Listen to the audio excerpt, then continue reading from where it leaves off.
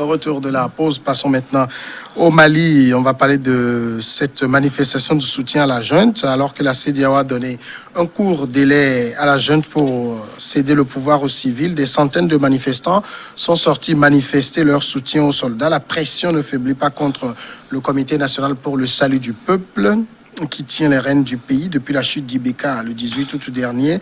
Lors de son sommet tenu lundi dernier à Niamey, les chefs d'État ont enjoint la junte de transmettre le pouvoir à une transition civile dirigée par un président et un premier ministre civil d'ici le 15 septembre, soit 8 jours alors qu'elle tenait rester au pouvoir pour au moins 3 ans, le temps de l'échéance du mandat présidentiel. Ce mouvement populaire du 4 septembre, Chris, c'est un nouveau mouvement qui a vu le jour au niveau du Mali, qui a fait descendre des centaines de manifestants dans les rues. On veut que l'armée reste au pouvoir le temps qu'il faudra, c'est ce qu'ils scandent. Est-ce que vous ne pensez pas que la main de l'armée est derrière ces gens de... Pourquoi pas. Vous savez, je l'ai dit tout à l'heure, la petite vient en mangeant, et on l'a dit, j'ai eu à le dire sur ce plateau, moi je suis d'accord pour que cette armée-là conduise la transition, mais tout en se comportant comme une force neutre qui met à distance tous les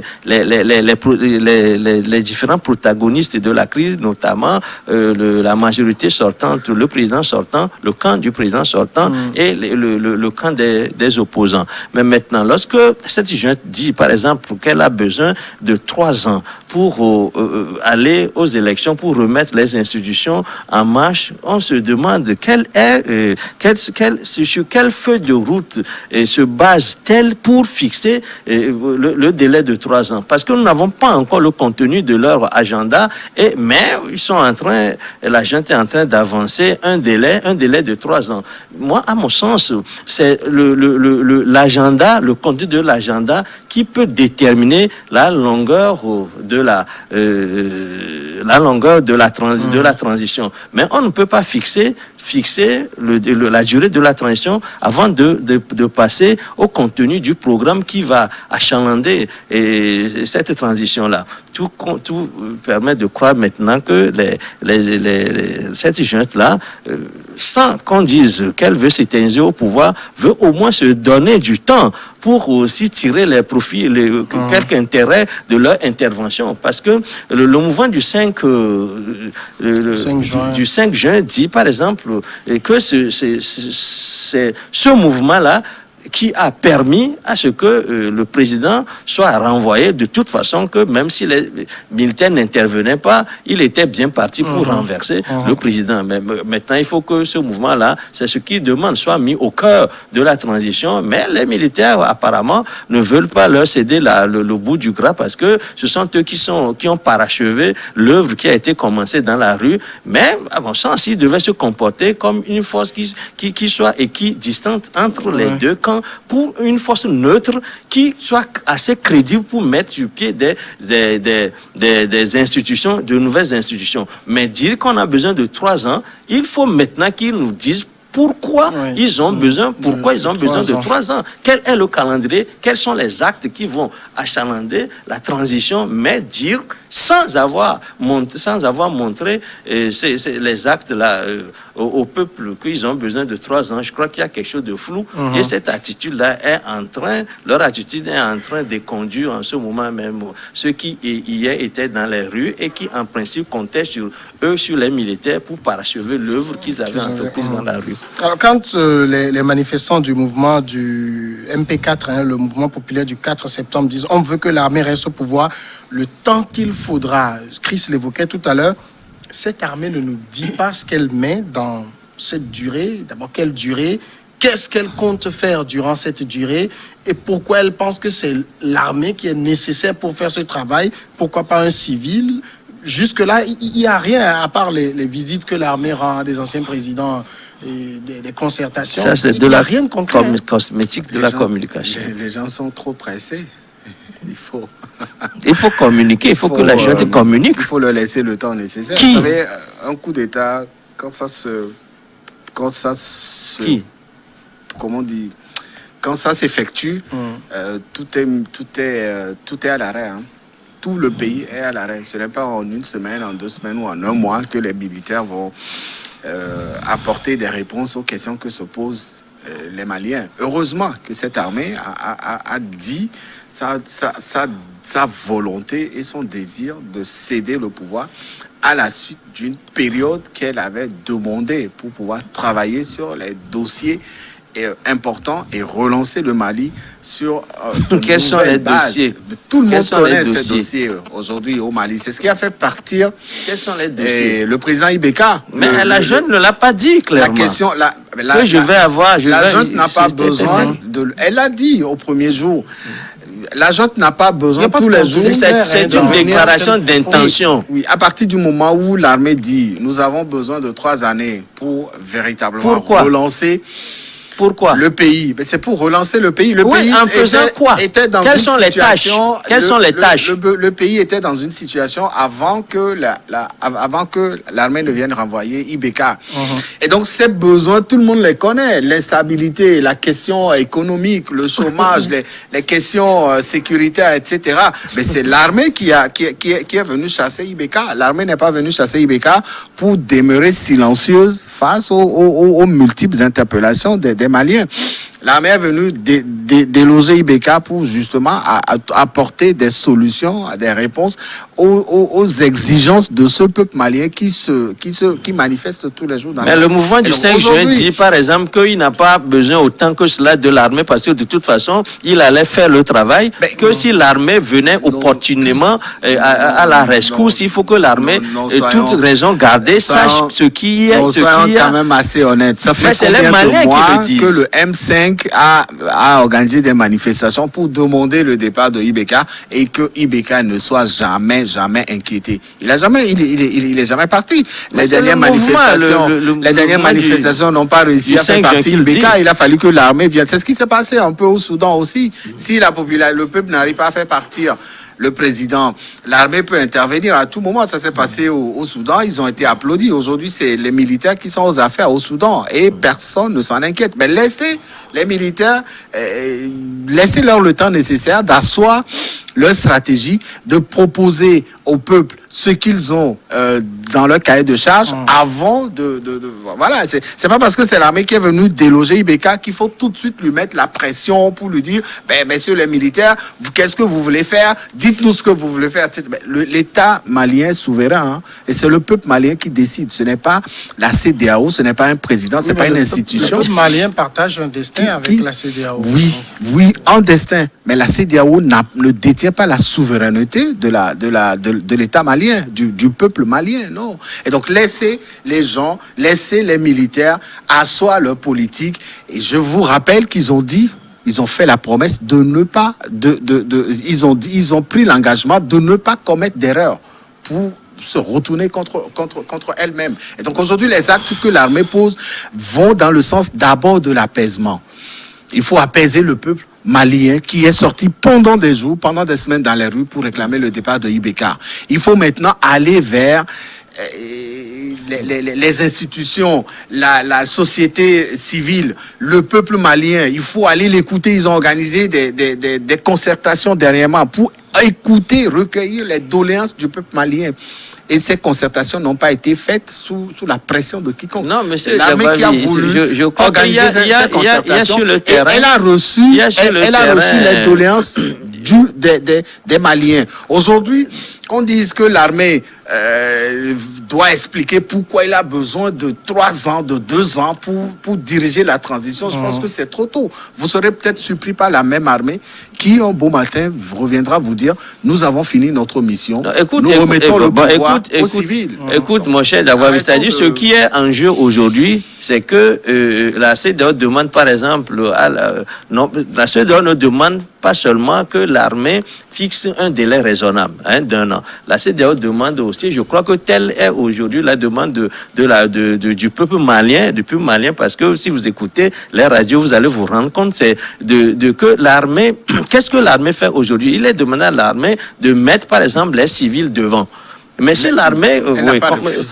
oui, non, mais l'armée n'a pas dit clairement... Elle n'a pas refusé, mais elle n'accepte pas non plus. Elle ne montre pas des gages de quelqu'un qui veut lâcher le pouvoir. Qui veut lâcher le pouvoir. Surtout qu'elle avance 3 ans. On lui dit, par exemple, que ce que vous avez à faire, vous ne pouvez le faire que dans un délai d'un an. Mais sans nous dire quelles seront les tâches à entreprendre dans les semaines ou les mois qui suivent. Mais l'armée là donne l'impression d'une organisation qui veut s'installer. Et c'est là où on l'accuse, par exemple, de ne pas être traçable. Donc, parce que les gens, les Maliens ont besoin aujourd'hui de la traçabilité de cette armée. Les Maliens ont besoin aujourd'hui que cette armée-là les rassure, parce que le peuple est sorti d'un tourment. Le peuple veut bien sortir d'un tourment, mais le peuple ne veut pas sortir d'un tourment pour se réengager dans un autre. C'est pour cela qu'on demande à l'armée d'être claire dans ses intentions et de dire quelles sont les tâches qu'elle va entreprendre. Le fait que l'armée dit elle va rencontrer les forces vives de la nation. C'est une façon peut-être de gagner du temps pour voir ce qu'il y a lieu de faire. On a l'impression qu'avant de renverser le IBK, elle n'avait pas de plan.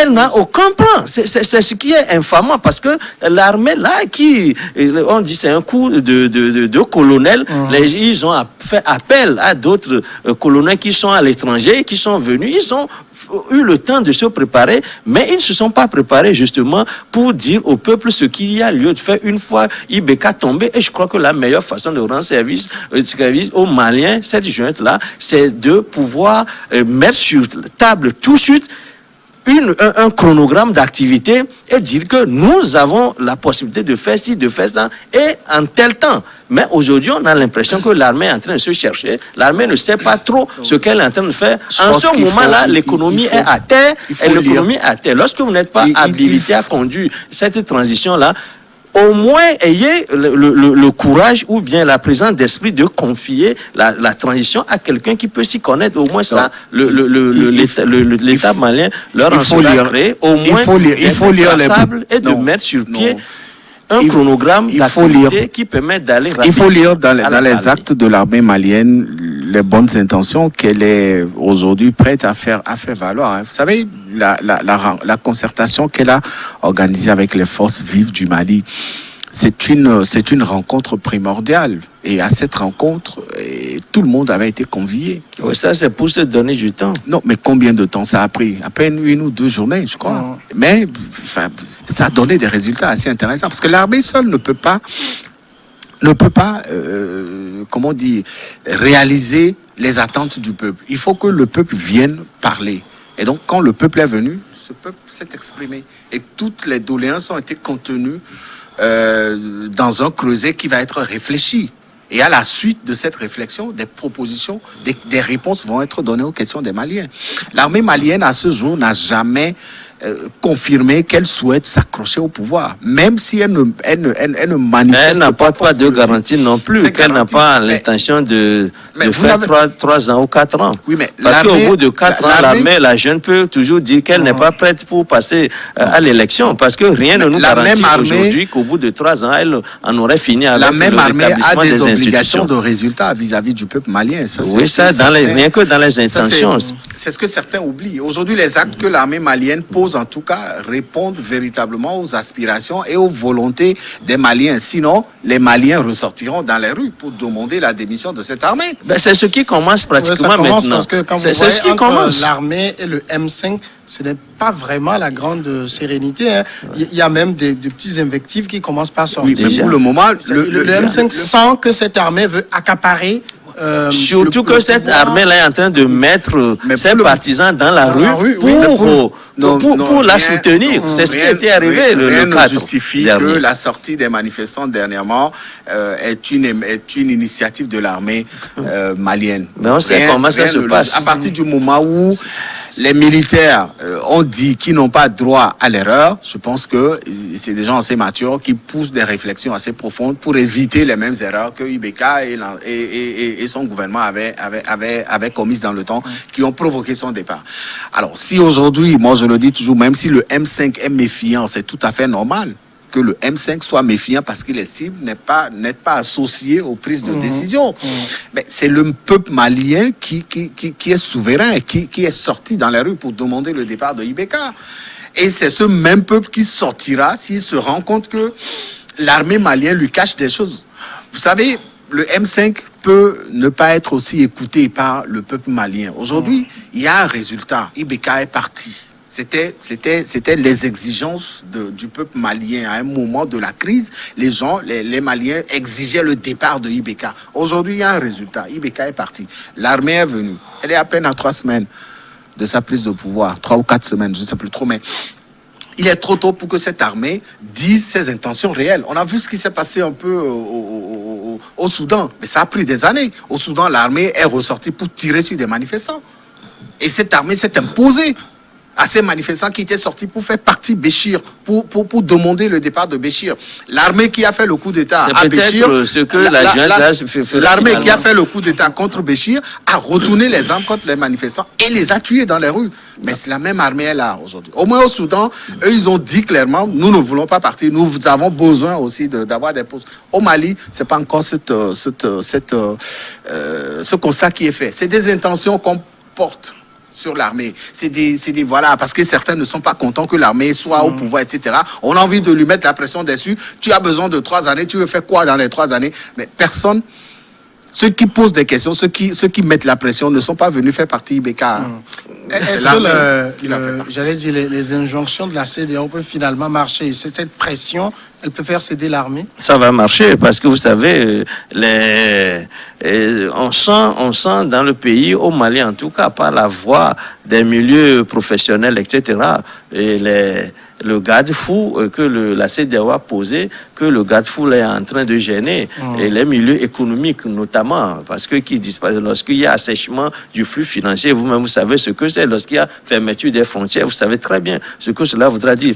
Ça veut dire que le Mali est endigué, ce n'est plus facile de sortir ni d'entrer, surtout lorsque les flux financiers on a posé des entraves aux flux financiers, ça gêne surtout les milieux financiers, les milieux d'investissement, et ça a des retombées négatives forcément dans les milieux sociaux. Et vous savez très bien que la CEDEAO a réaffirmé son engagement comme quoi si la junte ne fixe pas la durée de la transition à 12 mois, on lève pas la sanction, et la sanction sur le terrain marche. Je crois qu'aujourd'hui, à défaut au moins d'aller rapidement aux tâches, au moins cette junte-là a l'obligation de se rendre traçable, de se rendre rassurante, et de faire en sorte que les Maliens qui ont traversé une situation agitée pendant pratiquement tout le temps, et surtout que les différents militaires qui sont intervenus devant la scène n'ont pas pu régler le problème de fond, le problème d'insécurité qu'il y a au Mali depuis toujours. Parce que lorsque vous avez ATT, Touré, vous avez Sanogo, tous ces militaires-là n'ont pas pu apporter une solution. Il y a eu Moussa Traoré, général de son état, qui était venu avant. Pause, et puis dernier sujet après.